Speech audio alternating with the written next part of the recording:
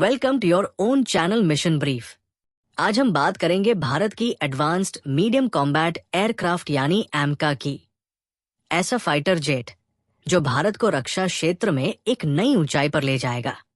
ये सिर्फ एक और विमान नहीं है, बल्कि 5.5 पीढ़ी के फाइटर जेट के रूप में भारत का भविष्य है।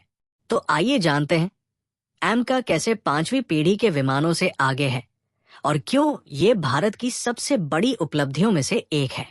एमका भारत को उन चुनिंदा देशों की सूची में शामिल करता है जो एडवांस फाइटर जेट्स बना रहे हैं। इसे 5.5 पीढ़ी का लड़ाकू विमान कहा जा रहा है, लेकिन इसका मतलब क्या है?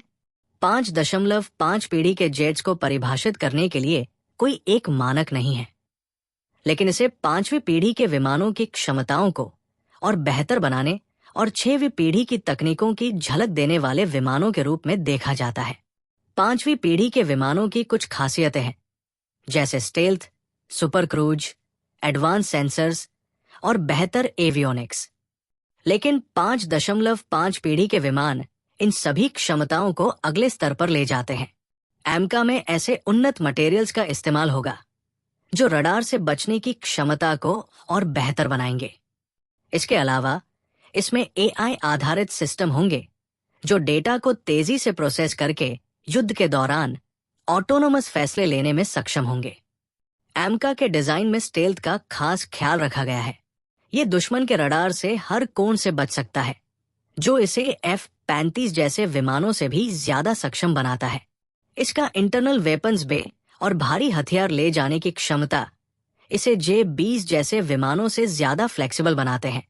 इस विमान में एक्टिव इलेक्ट्रॉनिकली स्कैन्ड अरे एसा रडार का इस्तेमाल किया जाएगा, जो बेहतर लक्ष्य ट्रैकिंग और डिटेक्शन की क्षमता देगा।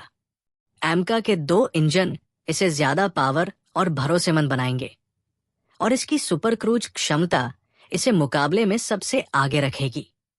सबसे खास बात यह है कि एमका भारत में ही विकसित किया जा रहा है। इसका मतलब है कि इसकी मेंटेनेंस और ऑपरेशनल लागत दूसरे देशों से खरीदे गए विमानों की तुलना में काफी कम होगी।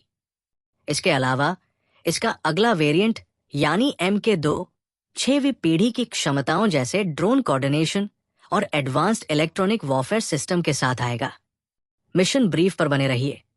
इस वीडियो को लाइक और शेयर करना न भूलें, और हाँ, चैनल को सब्सक्राइब करें ताकि आपसे कोई अपडेट मिस न हो। जय हिंद।